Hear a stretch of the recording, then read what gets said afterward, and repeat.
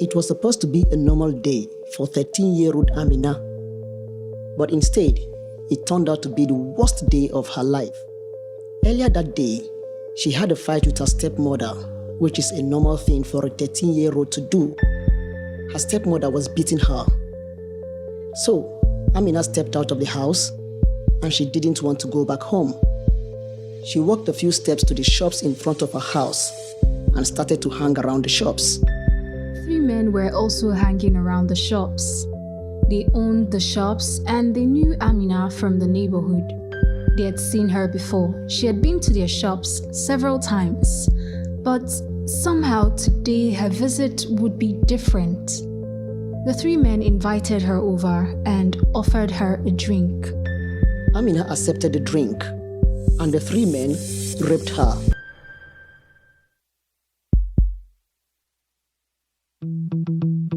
From Triple E Media, I'm Rahmat Mohammed, and this is The Backstory.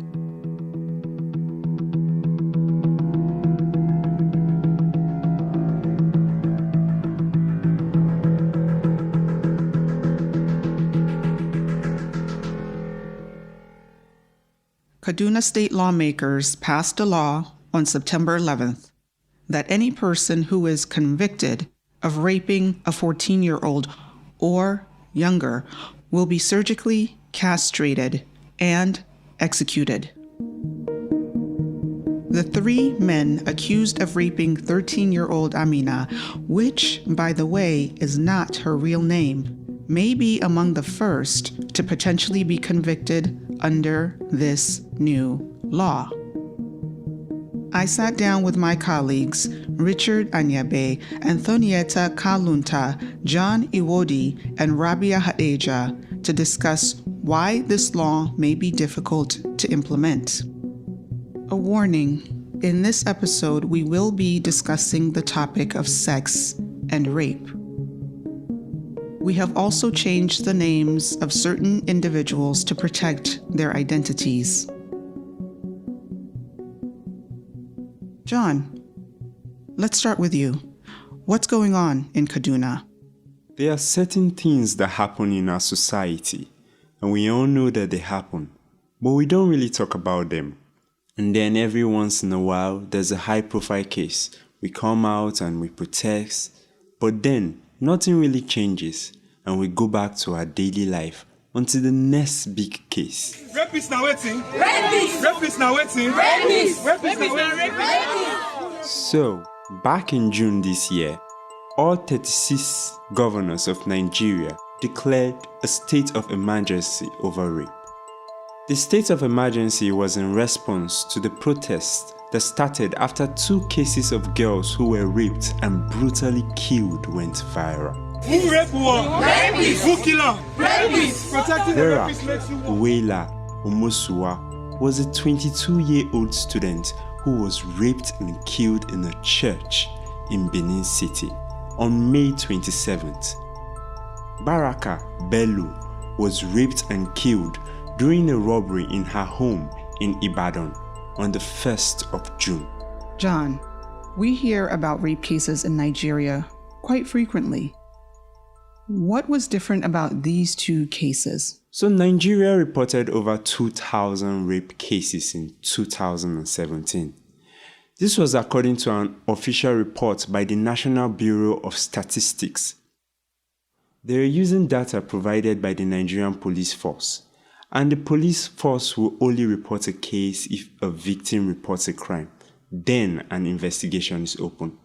So this number of 2,000 rape cases in 2017 is definitely not the actual real number of cases. It only represents the ones reported to the police. The actual number is most likely higher. So you're right. Rape happens in our country every day.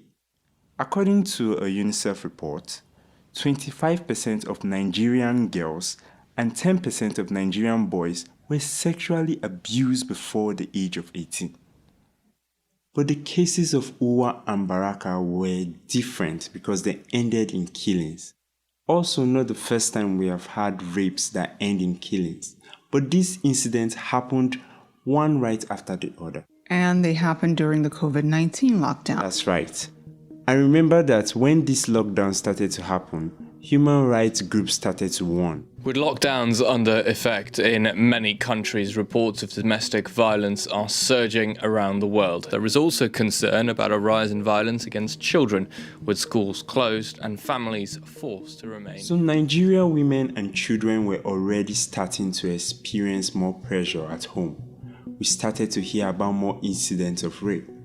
Kaduna, for example, reported 485 cases of rape between January and May 2020. That's only the first 5 months of the year. Even before the cases of Wuwa and Baraka made national news, Kaduna had its own share of high-profile cases. On February 20th, the Vanguard reported, "Man defies 2 daughters in Kaduna." The man was a custom officer. On April 1st, the Nation reported that a school in Kaduna lost its license over the rape of a 9-year-old by the school proprietor. April 23rd, Punch reported that a carpenter was arrested for raping a 6-year-old. He was a neighbor. May 12th, Punch reported the gang rape of an 18-year-old, also by people she knew.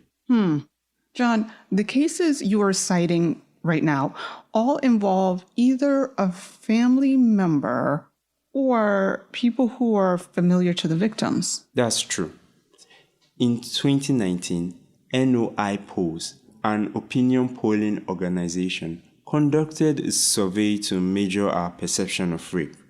When people were asked what was the relationship of the perpetrator to the victim, 62%, that's the majority, said perpetrators are likely to be neighbors, acquaintances, relatives, religious leaders, and other superiors like teachers, managers, and supervisors.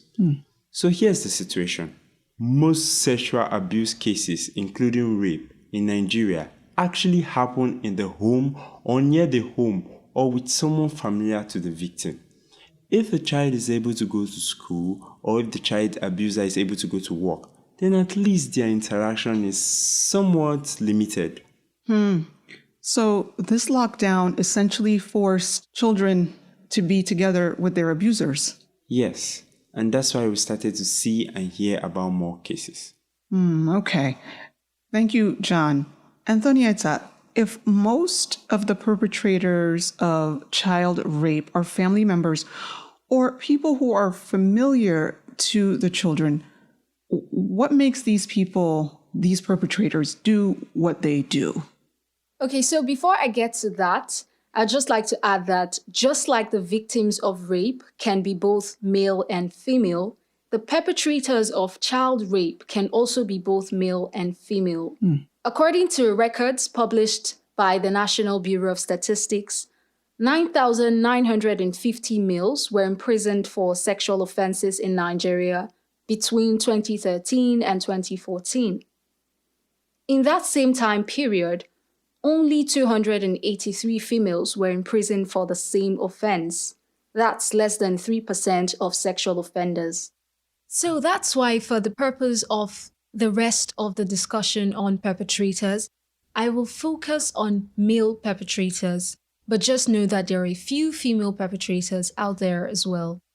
There is this research model on the preconditions of child sexual abuse, and according to this model, a person must go through 4 stages before they can rape a child.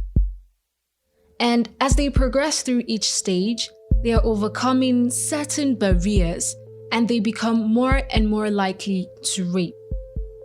In the first stage, they have to be motivated to have sex with children. Now, in our society, males and females are generally conditioned to desire the opposite sex. And in most societies, males are conditioned to desire sex with females that are smaller in size, weaker, and younger. But not all men who desire younger, smaller, and weaker females are child rapists. Of course not. Just because a man goes after younger, smaller, and weaker females doesn't make him a child rapist. They have to pass through other stages to get to that level. The second stage, according to the research, is that the person's internal inhibitions to raping children has to be overcome. Like I said, most men do not rape children. They know it's not right. The men that end up doing it have somehow managed to lower their internal inhibitions that tell them what is right and wrong. Researchers cite things like alcohol use, stress, use of child pornography, peer pressure as things that contribute to the lowering of these inhibitions. Anthonieta, we also have a really strong patriarchy in Africa. Does that allow some men to justify child rape? Right. Some men are conditioned to believe that they are entitled to treat their children and their wards as they please. And in some parts of Nigeria, child marriage is actually permitted, right? Right. Child marriage is permitted in some parts of Nigeria, especially in the northern states, where the definition of a child is not fixed at a certain age. So, through some of our laws and traditions, some men in Nigeria are conditioned to believe that sexual interest in children is okay. So, if you're keeping track, we have 2 stages that a potential child rapist must overcome. First, they must desire sex with children, and then they must believe that sex with children is actually okay. Now, the 3rd stage is that they must have the opportunity to carry out the act. So a child must be accessible to them. This could be in a family setting where other adults are not around. So maybe a mother is sick and the uncle offers to take care of the child. Yeah, it could also be in the context of neighbors helping each other. So, for example, a neighbor offers to pick up a child from school. And once the opportunity to rape is created, now the rapist has to overcome the child's resistance. That's stage number 4. They simply can do this by providing gifts. And in the case of Amina, they actually offered her a drink. Exactly. So for some rapists, they take the time to build an emotional attachment through grooming. In a research study by Richard Aborishade and Abimbola Shontong at Olabisi Onabanjo University, they interviewed 29 rapists, and they found that most of the perpetrators had known their victims for over a year before they committed the act. Children that are already emotionally vulnerable are great targets for potential rapists. These children are often looking for an emotional connection, and the rapists take advantage of that. And most children going through puberty are emotionally vulnerable. And the rapists know this. I'm still left wondering, why do they do it? All the things you just described indicate how they did it, but why do they do it? For some perpetrators, especially the ones that are known to their victims, it's simply about opportunity. Without the opportunity, some of them won't offend. But those that actually seek out to rape child victims, it could be because children are easier for them to get. In a study conducted by Oludayo Tade and Collins Udechukwu, one rapist mentions that little girls are easier to lure and he doesn't have to pay much money for sex with them. He states, "The much I have given those girls is 200 naira at a time. I felt that it is expensive spending much money on adults." Now, in very rare cases, perpetrators may have medical or psychological disorders that drives them to seek out children. But this again is very rare. When Aborishade and Shonton examined 29 sex offenders, only one was diagnosed with a medical and psychological condition. Thank you, Anthonieta. So we now know that not all child rapists are the same. Most do it because there is opportunity. Those are the ones that tend to be familiar to the victim. Maybe they're a family member or a neighbor. Then we have the ones that go out to seek children for rape, maybe because children are easy targets. and in rare cases, maybe they have a medical and psychological condition. Rabia, this castration law that Kaduna has passed, how did it come to be, and will it make a difference with these two types of rapists? Well, you had John talk about all the cases that Kaduna experienced in 2020. 485 cases in only 5 months. And that's probably underreporting. So as the headlines kept piling up, the wives of the Kaduna governor started to get more and more involved. Have you seen what is being done to children?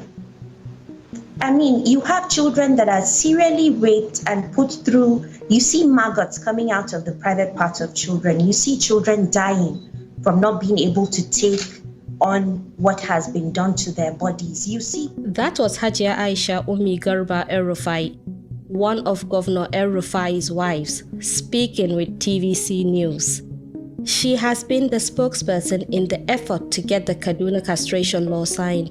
What was the punishment for rape in Kaduna before the castration law was signed? Well, there are 3 acts that cover child rape in Kaduna State.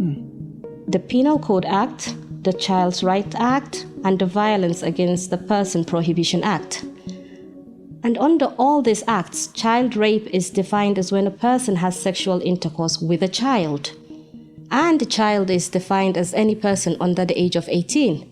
This means that if a person has sexual intercourse with a child, that person can be charged with rape in Kaduna State. What if the child agrees? Or what if you pay the child? Well, it doesn't make any difference. According to the law, ignorance of the age of a child is no excuse. So even if the child agrees and even if the child takes the money, a person who has sexual intercourse with a child can be charged with rape. Now, under these 3 acts, the most severe punishment is life imprisonment. Rabia, can states sentence convicted rapists to death under these 3 laws? No, only imprisonment, no executions. What about compensation for the victims? There is some sort of compensation given to the victim, and of course, this is only subject to the discretion of the judge. Rabia, before this castration law came into effect, how often were these other punishments enforced in rape cases? We spoke with Barrister Gidado, and he states that the conviction rates are not clear.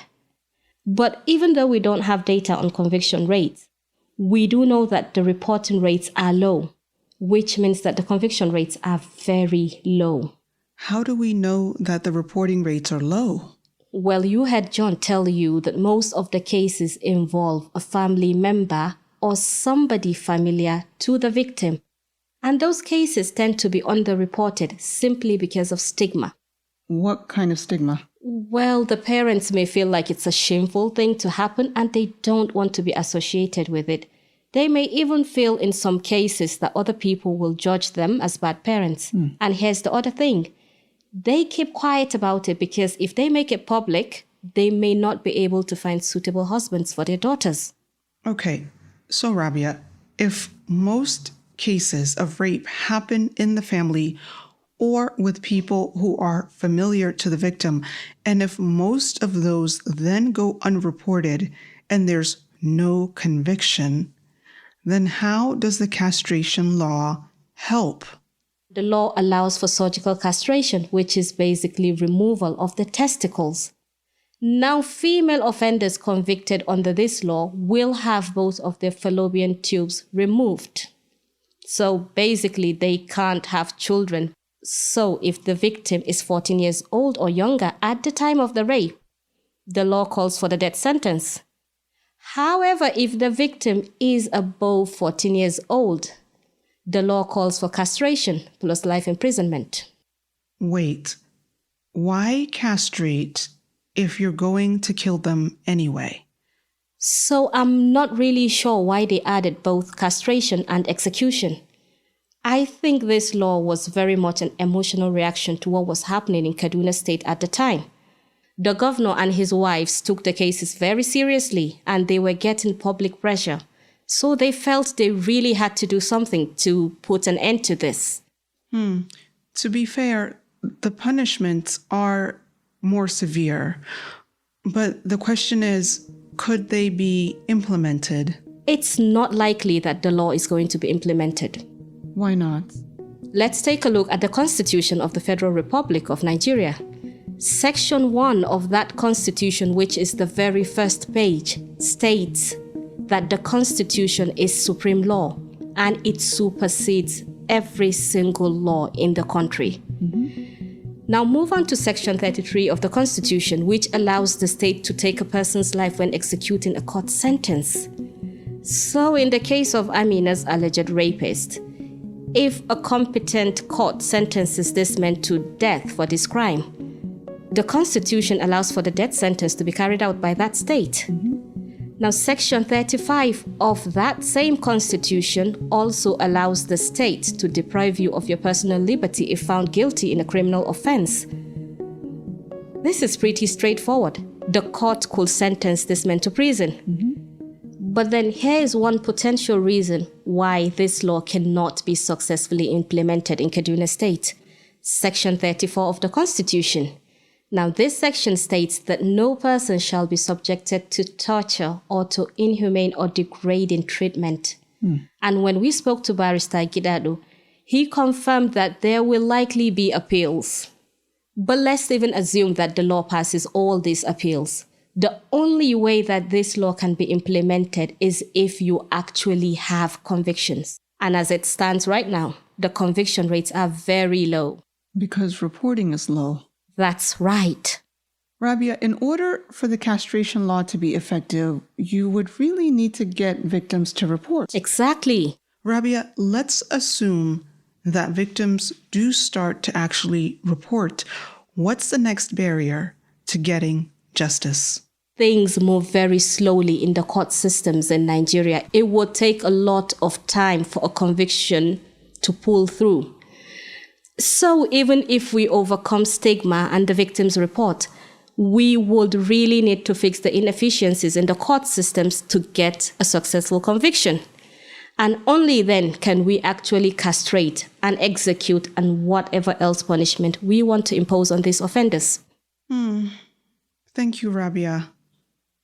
Richard, we just heard from Rabia that rape victims are not likely to get justice under the current system. And even with the castration law in Kaduna promising harsher punishment, victims may still not get justice. So, what other systems of support are available to victims? Well, when we spoke with Barrister Gidado, he said that we are spending too much time and too much attention on the rapist. There are other systems of support that we can strengthen to help provide justice to the victims. And one of such systems of support is the medical system. According to a study by Elizabeth Oluwatoyin Akinodani at the University College Ibadan, most victims do not report to the hospital in time to receive medical attention. Ideally, a victim is supposed to go to the hospital or treatment center within 72 hours, and that is like 3 days after the rape incident. The reason is that when they get to the hospital, they can receive treatments that may help to, prevent certain diseases like HIV and other sexually transmitted diseases, and treatment to prevent also pregnancies. So if they wait further, these medicines may not work. So it's really important that rape victims immediately report to the nearest clinic or hospital after rape. Exactly. And if they wish to pursue a criminal case also, it's very important that they save as much evidence as possible, because if a victim showers right after being raped, he or she is washing off evidence. So no showers. No showers. And they should immediately report to a hospital or a treatment center. And the second system of support is the psychiatric system. I spoke with a senior clinical psychologist, Dr. Sam Ginado, and he said when a child is abused by someone older or someone that they trust, they develop so many other issues. So they become apprehensive and even suspicious of authority figures. They may develop anxiety, post-traumatic stress, and there may be even issues with sexual dysfunction. Maybe they may develop unusual sexual appetite and attraction to older persons. They may even find it difficult to settle in stable relationships as they get older. And of course, there's also the issue of self-esteem as a challenge, which can lead to depression. They may start to wonder, what is really happening to me? Am I really normal? All of these are psychological impacts that should be addressed. Richard, what resources do we have to provide psychological support for rape victims? Well, at the time that Akin Odanye did her study, we didn't have a very strong psychiatric system to support rape victims. Of the 16 hospitals that she carried out the study on, only 4 offered psychological counseling to the victims and their parents. But non-governmental organizations have been stepping in to close that gap. Centers like Stand to End Rape, the Mirabel Center, and the Chichiyara Foundation, amongst others, are providing psychological and also medical support to rape victims. Then there is also the social system of support. You heard us mention stigma several times. Stigma from the society can also affect both the parents and the victim. As a society, we can change the way we even talk about rape victims. Instead of saying she has been raped, let's simply say he raped her or she raped him. Saying he raped her puts the responsibility of the rape back on the perpetrator. And finally also, there is the parental support system. Parents should support their children's right to seek justice. Some parents feel like it brings greater shame to the family if they pursue the conviction of a rapist, especially if that rapist, is a family member or someone they know. So they tend to just settle out of the court. We see that in the case of Amina, for example, her father settled with the alleged rapist. We are not really sure why he did that, but he did after all. And it was only after Samira Modibo, a Kaduna-based human rights activist, heard about the case that she pushed for it to be reopened and the men were eventually arrested.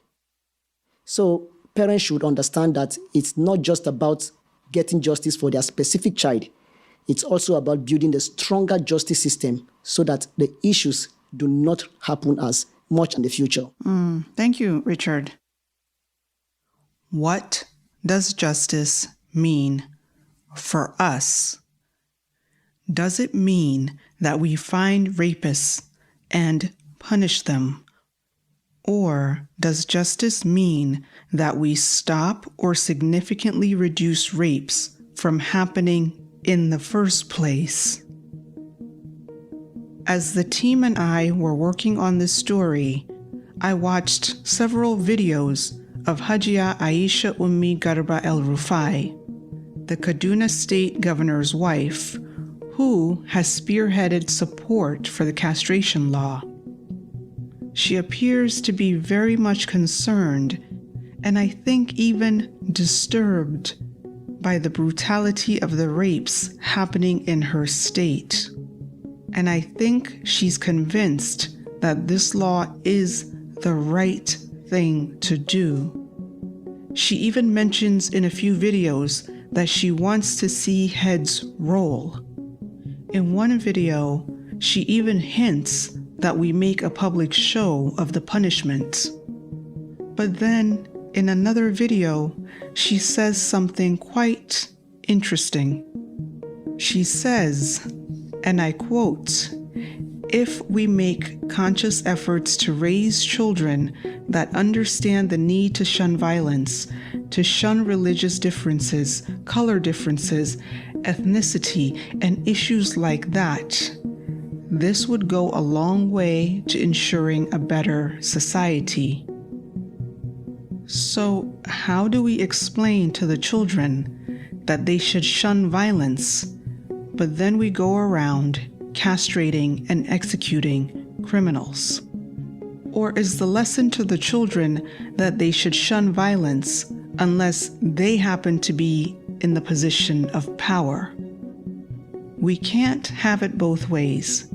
If we choose a justice system based primarily on punishment, then we cannot have children who shun violence. If we want children who shun violence, then we need a justice system based on social equity and rehabilitation. So, what do we want? The problem that Hadejia is attempting to solve is a big one, and it needs solutions. And maybe castration or the threat of castration is one solution. We know that the majority of child rape cases are perpetrated by family members or people who are familiar to the victim. Who wants to be responsible for castrating Uncle so-and-so? We often choose harsh punishments when the threat is external to us, when we think of a rapist as a figure in the shadows who jumps out of nowhere and attacks. We're ready to pass a death sentence on that rapist. But what about when that rapist is our own blood relation or a beloved politician? Would we be so quick to castrate? If you or anyone you know is a victim of sexual assault, there are several centers around the country that you can reach out to. We will provide links and phone numbers on our social media platforms. Follow us at 234 Audio on Instagram, Facebook, and Twitter.